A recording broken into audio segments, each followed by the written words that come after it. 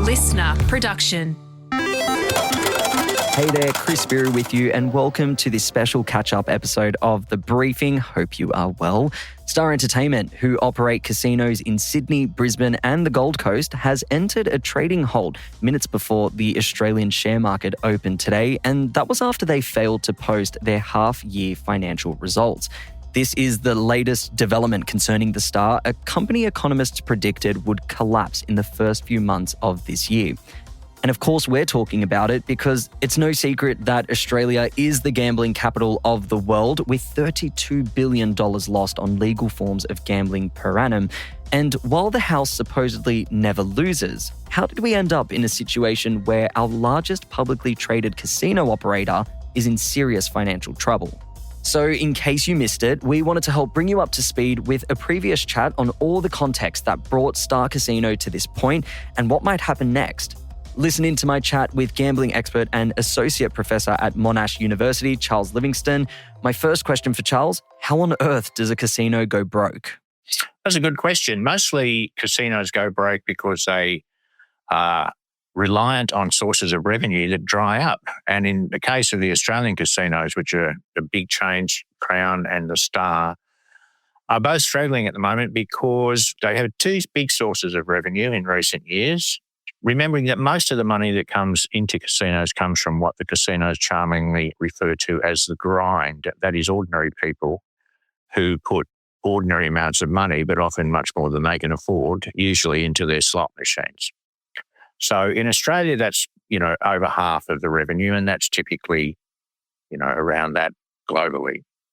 But the two big Australian chains have been making quite a lot of money out of effectively money laundering and the exploitation of vulnerable people to an extraordinary degree. So the money laundering has come in the past from large, what they call whales, big spenders at casinos who are unfortunately often fronts for international criminal syndicates. And this has been particularly the case with some Chinese gamblers who have been representing the interests of Chinese triad gangs. And some of these people are the worst people in the world. They're engaged in all sorts of nefarious criminal activity. And unfortunately, a lot of their money has been laundered through Australian casinos over the years. And the second major source of revenue was the exploitation of vulnerable people. Now, both these chains of casinos have said that they have quote unquote responsible gambling policies in place, but these are much more honoured in the breach than in the observance. That is to say they've got responsible gambling policies. They don't actually enact those policies. So during, for example, the Royal Commission into Crown, we discovered that people were being encouraged to continue sitting at poker machines or at gaming tables for as long as 36 hours at a stretch without leaving them, literally, and were essentially being encouraged to continue to do so, that they were being encouraged to set really high limits where they had membership cards and so on, so they could gamble all day long without it hitting their limit. So when those two sources of revenue are disrupted, then the cream in the revenue mix disappears. And it's very hard for them, having built up the expectations of all this revenue and put in place all the expensive infrastructure to service it, that it's very hard for them to keep their heads above water. And that appears to be exactly what's happened, both with Crown, which has suffered probably less than the Star, but the Star is a really clear example that this party can't go on forever because they've run out of these lucrative sources of revenue. The role and function of a casino and these casino operators extends beyond the actual place of the casino where people gamble and sink all their money and sometimes lose a lot of their money. How much money does a group like Star Entertainment need to survive, and what is that money being used for? Okay, so they have ancillary businesses. They have accommodation businesses, hotels and so on. They have hospitality businesses, restaurants, bars, etc. But the bulk of their revenue comes from the gambling operation. So I think in 2023 annual report, Star had revenues of $1.8 billion and still made a fairly substantial loss. Last financial year, they made $1.7 billion and had an even larger financial loss. So to service their situation to make sure that they've got enough money to cover the interest on loans and advances of money and lines of credit and so on to pay all their workers. They probably need in excess of over $2 billion a year in the case of Star and maybe twice that in the case of Crown. In Australia, we spend $32 billion a year gambling. Most of that goes to poker machines and, another big chunk goes to online wagering and so on. The only sector in Australia that's actually gone backwards since the pandemic began is the casino business, which has lost 35% of its revenue over that period. Why is that? I think the real reason that the casinos are struggling is for the reasons I just outlined, that they are no longer able to exploit vulnerable people to the extent that they did. And they have, their junket operations and their capacity to launder large sums of dubious money has now evaporated because the inquiries, royal commissions and so on have required them now to operate in accordance with the law, strangely, which previously they weren't really doing. I'm curious to know, do you think there's a cost of living factor in all of this as well? Is that, a potential reason as to why our interest and people spending at casinos is down? Yeah, that would be the case if everything in the gambling sector was down, but it's not. I mean, every other sector of the gambling industry has grown, wagering in particular, but also poker machines and all the other forms of gambling. So the only sector of the gambling industry where there has been a decline in revenue, so I'm measuring it from before the pandemic, 2018-19, until after all the pandemic restrictions were over, which is 22-23. So every other sector has grown quite dramatically, whereas the casino sector has declined quite dramatically, very dramatically, in fact. So I think what that demonstrates is that if there is a cost of living factor, it's limited to casinos, which seems unlikely. This week, the narrative is that there's a really good chance that the Star's going to go broke and that they won't be able to effectively operate from mid-February. A lot of economists are predicting. How true do you think those predictions are? Oh, I think they're very viable. I mean, one of the analysts says it's a toss of a coin, and I think that's probably about right. Towards the end of last year, Star had a crisis of liquidity and it couldn't finalise its accounts. So it couldn't publish its 2024 annual report until it had resolved its liquidity problems. And they did that with a $200 million line of credit from a consortium of banks. Now, they burned through the first $100 million, and in order to release the second $100 million, they have to demonstrate that they've hit certain performance targets. Now, it appears that they're unlikely to hit those performance targets, which means they're effectively going to run out of money. Their share prices are, I think, an all-time low, around 10 cents per share. It might have been bouncing around 10 cents at the moment. But in reality, their prospects are pretty grim. And it's unlikely that they're going to turn around their financial performance in the next month. So in those circumstances, what you would expect is that if they run out of money, they'll have to call in an administrator and go into either voluntary administration or be put into administration by one of the governments to which they owe money. One of the lines of credit that have been completely ruled out is support from the New South Wales and Queensland government where Star operates. How have we seen government support play out in the past? And is this a change in tune from, Premier David Crisafulli and acting New South Wales Premier Penny Sharp, essentially saying that we're not going to help you guys out in this situation? Well, the New South Wales government has already axed plans to increase the rate of casino tax at the request of Star, which said they couldn't afford it. That was a pretty substantial bailout when you consider how poorly behaved these businesses have been, particularly the Star, and how much venality they have demonstrated. I mean, it's not just, indifference to regulation. They were actively hostile towards regulation over a period of time. They've changed all their personnel now to overcome that. But at the end of the day, the business itself has been a very poor corporate citizen, you might say.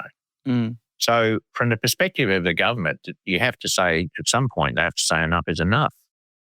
So they've already been helping them out a lot. The Queensland government has clearly been supportive of the Star and to a certain extent continues to be so. If you look at the massive building, the edifice which is rising from the banks of the Brisbane River, or has risen now, it's pretty clear that the state government has bent over backwards to provide them with support in getting that thing up and running. And indeed, the Queensland Premier has said he's not interested in the business, or rather in the company, he's interested in the workers. So that translates into, well, if you're interested in the workers, what are you going to do? Now, it may well be, there's a number of options, of course. So if it goes into administration, whether voluntarily or at the behest of one or other of the governments, then the administrator will obviously either try to trade out of their difficulties if they can secure credit to do that, or they can try and sell the business or bits of it in order to gain some liquidity and get back into the game. But the problem is, to get from where they are now to where they want to be will require some support from government, particularly if government is saying, well, we don't want anyone to lose their job. So that's not going to happen unless the state governments do something to assist. And that would probably mean perhaps some guarantees for credit, perhaps some guarantees for people's employment continuing, etc. So it's one of those dilemmas where you have a big business in the centre of town, which is supposed to be a peak tourism attraction, and suddenly it looks like a white elephant, and it is a white elephant. So what do you do about it? If you want it to stay there, you have to help sort out the mess that they've got themselves into. In your opinion, do you think the government should be bailing out the Star? No.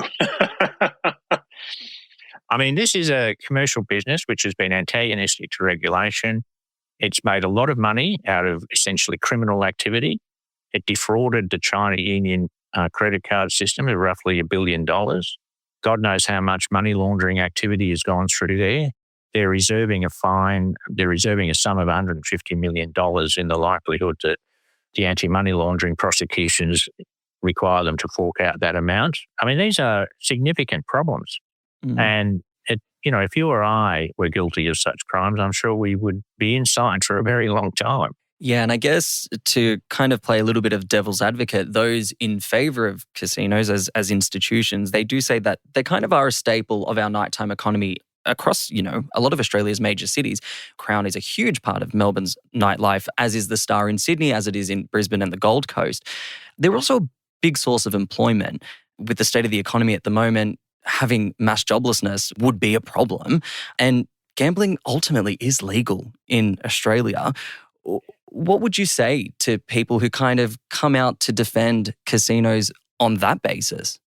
Well, if they'd obeyed the law and done what they were required to do in terms of providing services responsibly, I would have fewer problems with a bailout.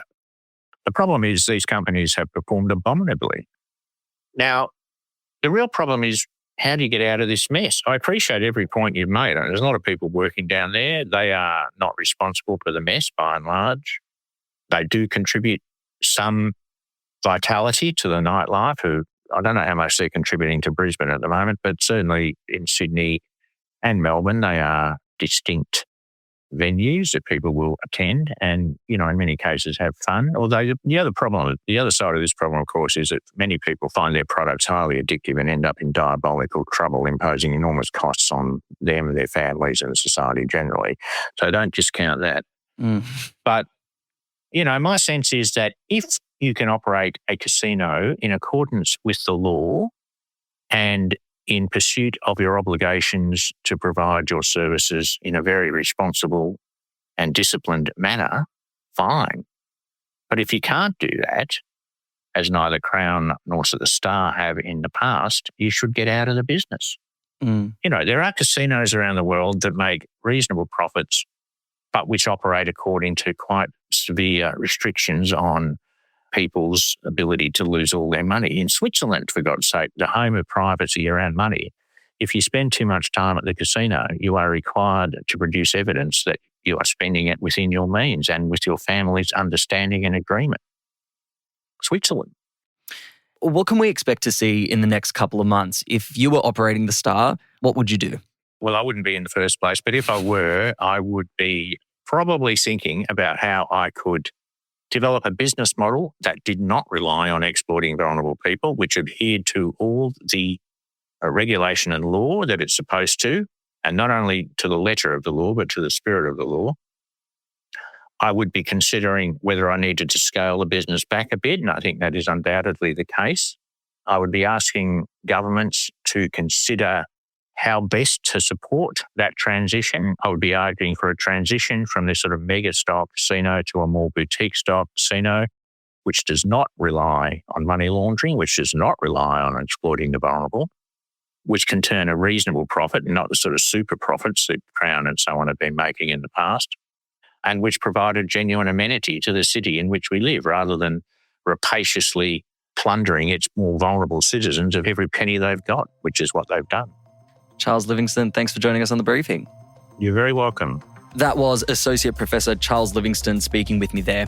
Thanks for listening to this episode of The Briefing. That's it for now. Before you go, though, we'd love it if you could share this episode with someone who you think might enjoy it. It's a really, really easy way you can support us and all that we do here at The Briefing. So we're sharing our social posts. Check us out on Instagram at The Briefing Podcast and on TikTok and YouTube. Just search Listener Newsroom.